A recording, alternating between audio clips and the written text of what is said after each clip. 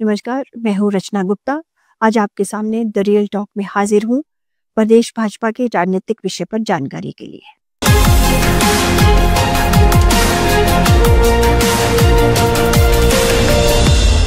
जैसा कि आप सभी को मालूम है कि भारतीय जनता पार्टी ने हिमाचल में अपने मौजूदा अध्यक्ष डॉक्टर राजीव बिंदल को फिर से पार्टी की कमान सौंप दी है। भाजपा के राष्ट्रीय अध्यक्ष के चुनाव से ऐन पहले हिमाचल में बिंदल को दोबारा से एक तरह से एक्सटेंशन के कई मायने हैं, क्योंकि फिलहाल तो हिमाचल के बीजेपी के नेता जेपी नड्डा राष्ट्रीय अध्यक्ष हैं और उनके जाने से चंद रोज पहले बिंदल को पार्टी की कमान देने के पीछे एक सुविचारित रणनीति है। बिंदल 70 वर्ष के हो चुके हैं और आरएसएस के साथ गहरे तौर पर जुड़े हुए हैं। पेशे से वह एक आयुर्वेदिक डॉक्टर भी हैं। अपने राजनीतिक जीवन में अक्सर साजिशों के शिकार होते रहे हैं। डॉक्टर बिंदल की राजनीतिक पारी पेचीदगियों और षड्यंत्रों से निकालने में डूबी रही, लेकिन वह जिस तरह से एक तेज तर्रार राजनीतिक छवि रखते हैं, उसे वो अपने खिलाफ षड्यंत्रों का किला भेदने की ट्रिक्स भी 2.5 दशक में सीख चुके हैं। दरअसल बिंदल सोलन जिला से ताल्लुक रखते हैं, लेकिन अब वो चुनाव लड़ते हैं सिरमौर जिला से। कारण जानिए। वर्ष 1998, 2003 और 2007 में सोलन भाजपा से 3 बार वो विधायक रहे, लेकिन 2008 में डिलिमिटेशन के बाद सोलन की सीट जब आरक्षित हो गई तो बिंदल को अपनी सीट बदलनी पड़ी और फिर वो शिफ्ट हुए 2012 में सिरमौर जिला से और वहां वो बन गए विधायक और 2017 में भी विधायक वहीं से बने।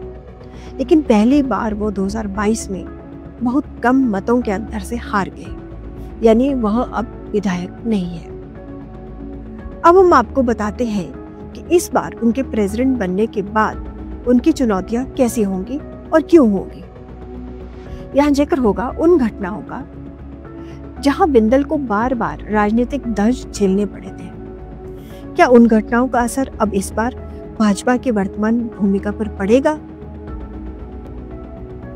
चलिए कुछ पुराने दौर में जाते हैं और पुरानी बात याद करते हैं। दरअसल जब प्रेम कुमार धूमल मुख्यमंत्री हुआ करते थे हिमाचल में, तब बिंदल को कैबिनेट मंत्री पद पर बने रहने में बहुत कठिनाई आई। उन पर ढेरों आरोप लगे और वो विवादों के साथ साथ भाजपा के निशाने पर आ गए।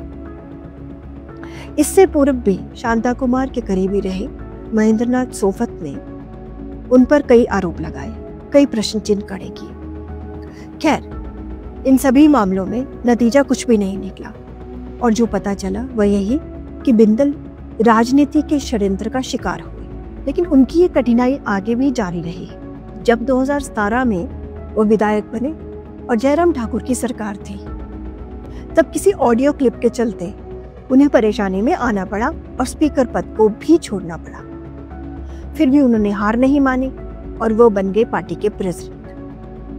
अब उनको एक तरह से सीधा एक्सटेंशन फिर से मिल गई है। उनकी भूमिका अगले विधानसभा चुनावों में अहम होगी और वो पार्टी को एक नई शेप देंगे।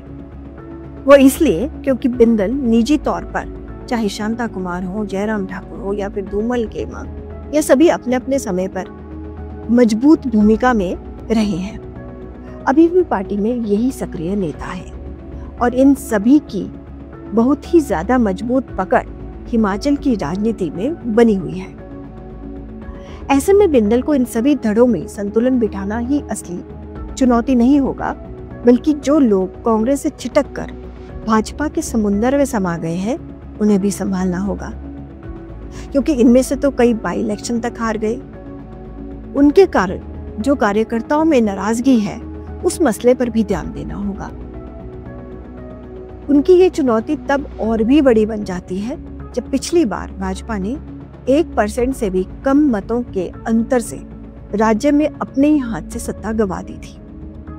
वह भी काफी हद तक पार्टी की कलह का ही प्रभाव था।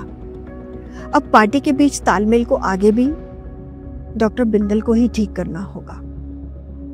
यही उनकी अगली अग्नि परीक्षा होगी। बने रहिए मेरे साथ द रियल टॉक में अगले विषय पर चर्चा के लिए। नमस्कार।